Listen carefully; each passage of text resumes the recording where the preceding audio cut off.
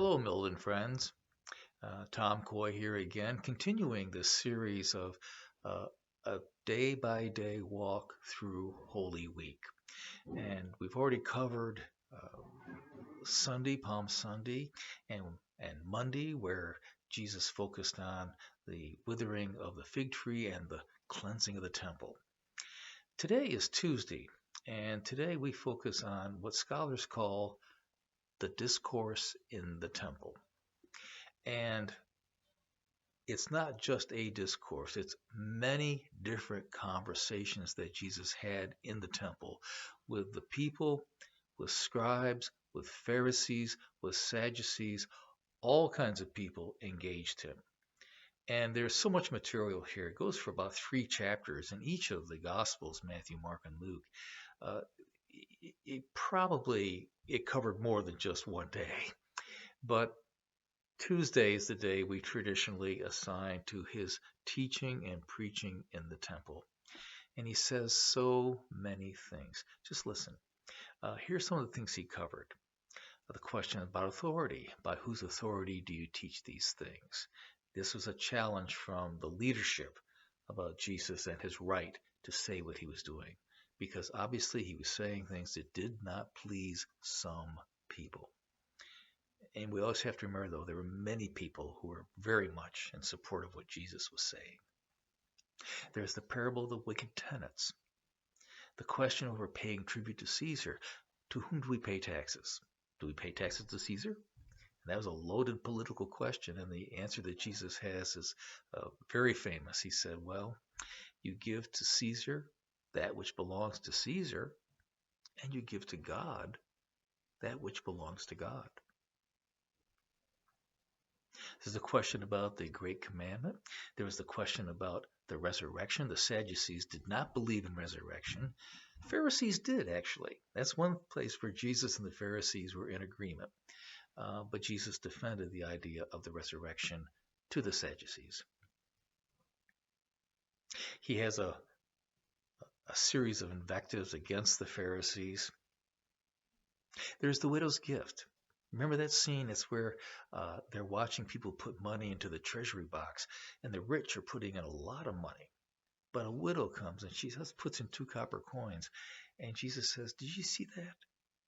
Did you see that, friends? She put in more money than anyone else. The others gave out of their abundance, but she gave out of her need and out of her poverty. And what she gave was huge. That says something about faith and devotion.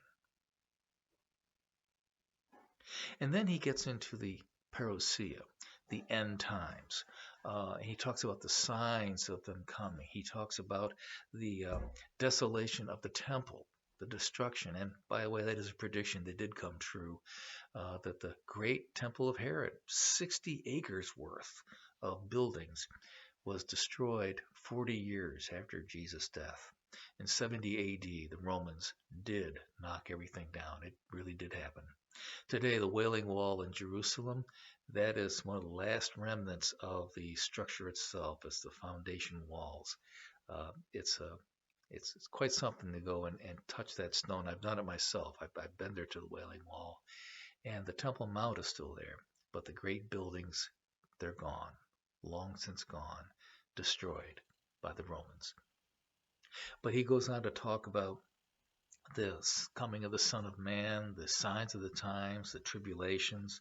He talks about Son of Man returning, and then he concludes by saying, but no one knows when it's going to happen, only God. So we don't know when it's going to happen, but there is going to be something dramatic coming up. And what we feel in this discourse overall is the intensity that Jesus presents. He is very much speaking as one who is perhaps knowing time is running out. He has so much to say in so little time, and he's not giving a lot of warm and friendly kinds of discourses, but much of it's conflict and much of it is very intense. You can feel that tone as you read those words, and I encourage you to read those chapters in at least one of the Gospels to get a feeling for the discourses. Well, that's all for today. Discourse on Tuesday. The Discourse in the Temple. I encourage you to read that material, as I said, and then think about all the things you read. Ask yourself this. Of all the things he talks about, all the insights he makes, all the predictions he has, what three things stand out in your mind as really very important? What three things speak to you? Identify, if you can, three things out of all those discourses that are important to you, where Jesus is speaking to your heart. And then, once you identify the three, ask yourself, why are these so important to me? What what are they speaking to me? Why are they resonating in my heart and mind?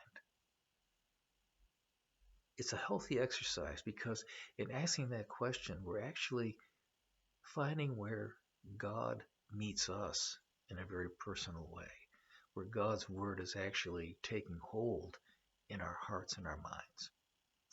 It's a healthy way to grow in faith. So I encourage you to do that. Identify three things in Jesus' teachings that are speaking to you, and then ask yourself, why? What are they saying to me personally? That will help us understand our own faith better, and it'll help us understand how God touches our lives in a very personal way. That's all for today. Tomorrow I'll be back again with the video about Wednesday, traditionally called Spy Wednesday. Tune in tomorrow. Take care and God bless.